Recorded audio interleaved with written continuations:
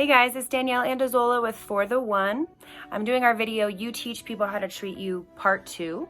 I know you guys got to see the amazing Sailor Schroff teach us about vulnerability online, how not to become victims, just practical stories and practical ways to guard ourselves from that kind of thing digitally. So the Part 2 that I'm going to be doing today is more real life situation and how to keep our guard up and stay at a place of caution at all times. So I want to share a story. Recently I was walking into the mall and I see in the reflection of the building next to me that somebody is following me pretty closely and looks suspicious, like he was filming me with his phone. I want to do an example with his phone kind of up like this. And to me, that seems suspicious because most people don't hold their phones looking like they're filming in a regular way. So when I noticed that that was going on, or at least thought that that's what was going on, my brain immediately shifted to, okay, this is now going to the next stage of need to make sure that I am safe and making the right choices, like stepping forward from this moment. So I opened the door going in so he could go in front of me. And when he did do that, I noticed that he put his phone down and it was on camera. So it was filming.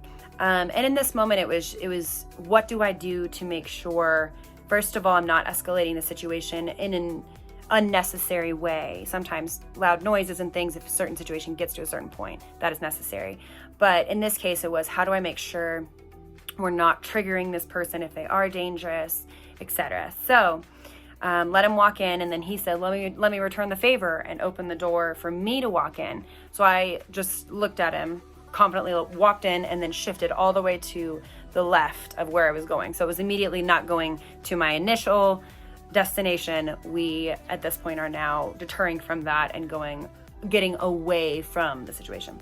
He went walking the other way and kind of left. I on purpose gave him a final look to make sure he knew I was looking and aware of him, as well as I wanted to make sure I knew what he looked like in my mind, just in case anything else happened later on. Also, while I was in the mall, I wanted to make sure I was looking for him and knew what he looked like. So I just wanted to give an example with that situation to kind of go off of what I'm going to be talking about by way of advice in not being vulnerable in these kind of situations in real life. And I'm sure multiple people watching this have had this kind of thing happen to them, whether it just be not filming, but somebody acting suspicious around them. So I would say number one would be always just be extra aware of your surroundings. You have to, especially if you are not somebody who's naturally that way, you have to intentionally pay attention to what you're doing. And this is also something where you don't need to be at a state of red. We always talk about within the FortheOne team of like being at a place of yellow light, which is caution. And so you're not like, all right, like this is, green means go, like always, every single place I go, there's going to be something that's happening. It's not that, because then you can't really ever enjoy life in general. But then also not being on red where you're not paying attention to anything and you're just kind of like going about life and not aware of your surroundings. So always, always, always being aware of what's happening around you. Number two, I would say to trust your gut. That's something a lot of, especially women, I think that we struggle with because we think we're making this up in our minds. This is something where we just think we're getting attention or we're being prideful or things like that, where most often stories I've heard, people I know, people I trust, people I don't know that I've heard things from have said that their gut told them something and they didn't listen to it and something bad happened. So I'm always going to advocate for trusting the initial feeling you have about a situation. And honestly, it's like, what's the worst thing that can happen? You're extra protected and cautious in a situation that doesn't have anything happen. And that's multiple times, that's kind of how it happens with me, is that nothing happens, but at least I was ready. And there's been situations where things do happen, and thank God also that I was ready for that. The third thing on that note, I would say, is to always carry yourself confidently.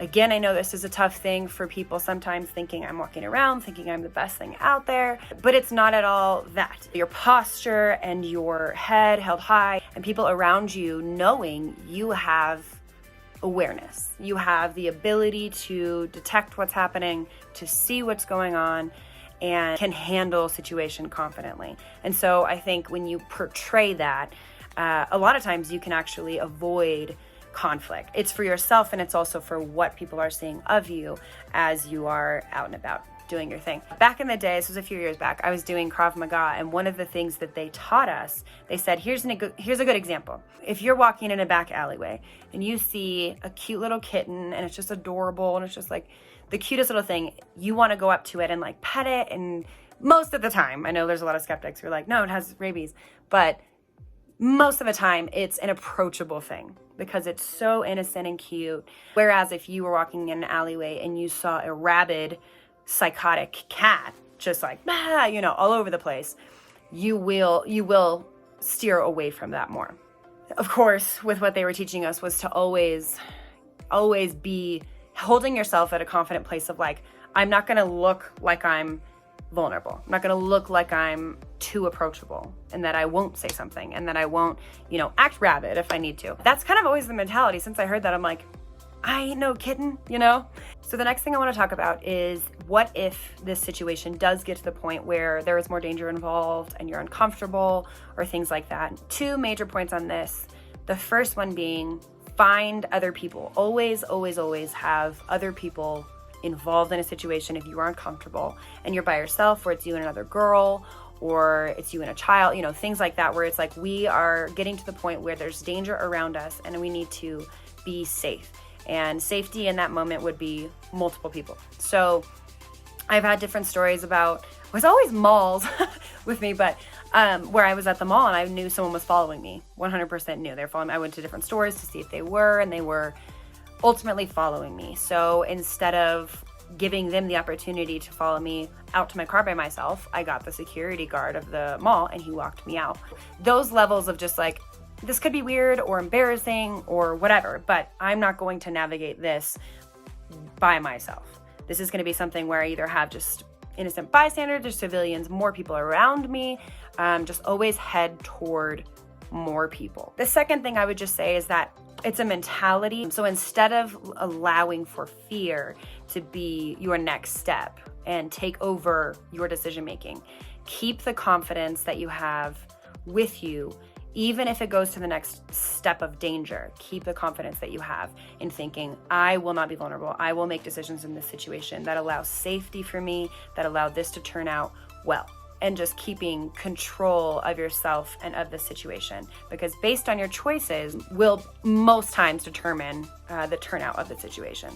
Granted, and I feel like you always have to say, people are unpredictable. Situations can turn.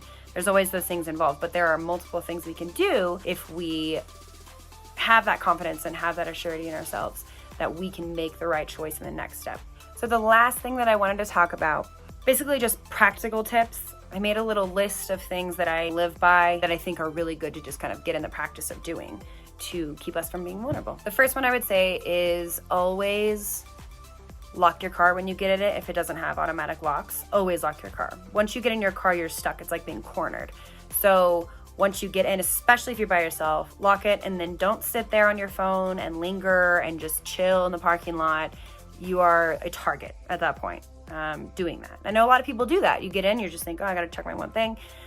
So I would advise just wait till you're either at home or get to the next place you're going and are inside around people rather than just sitting in your car by yourself. Another thing I would say for sure is using reflective surfaces as an extra level of awareness around you. Like I mentioned at the beginning, I saw the person behind me filming me in a reflective window of the business next to me while I was walking in. So this is the kind of thing where it kind of like ups your level of awareness by using different surfaces. I use cars all the time. When I'm getting in, I look at my window to see if there's anybody behind me, like those kind of things. It's like at all times, just practice that level of awareness. Another note on that would be to keep track of suspicious activity around you. So even if a situation is not immediately going to cause you danger or right behind you or right next to you, if it's in the distance or it's around your vicinity and you notice something suspicious, my advice to you would be keep an eye on that. Basically keep tabs on that. So whatever else you're doing, don't think, oh, that's kind of strange, and then continue on with what you're doing. Think, oh, that's suspicious and I should make sure I'm aware that that's going on and can escalate to the next level. One more point I want to make on always making sure more people are involved with you if you are in dangerous situation, especially if you are somewhere where there aren't any people around that you can directly go toward in a quick way. Call somebody. I've faked phone calls to deter people trying to get too much attention. I genuinely have called people. It raises that level of like, you know, somebody who is a predator or somebody who is trying to do something inappropriate or dangerous sees that you are inviting multiple people into the situation and it's not just you and that person. The last thing that I will note is this is huge, huge. If you don't do anything else I said, do this one. Practice playing out hypothetical situations in your mind whenever you can. If you are able to kind of focus yourself in a situation that you feel a little bit uncomfortable in that ended up not becoming anything, play that out in your mind. What if this happened? What would I have done? What if they would have done this? How would I have reacted? And so when these situations actually do come about, you're a little bit more ready. My husband and I will be watching movies or shows, and continually I will watch things and I'm like, what would I do? Like in my brain, within a few seconds, I'm like, what would I do right then? You know, what would my choices have been? And I think when you're always thinking this way, you are more capable, you're more ready, you're more confident, you're more just overall able to deal with situations better because you've played it out in your brain. So yeah, those are a few things I could think of within a short amount of time to share with you guys, and just making sure that we are keeping ourselves at a place of confidence and awareness and not vulnerability, that we don't have to go throughout life and living in a fearful state. If you have any more questions, please reach out to us, message us, visit our website, email us, whatever it is. We would love to share more with you guys. We would love to build your confidence. We would love to give you more tools, whatever it may be. So thank you if you've been following along with us so far. We're so grateful for you. And again, and as always, share.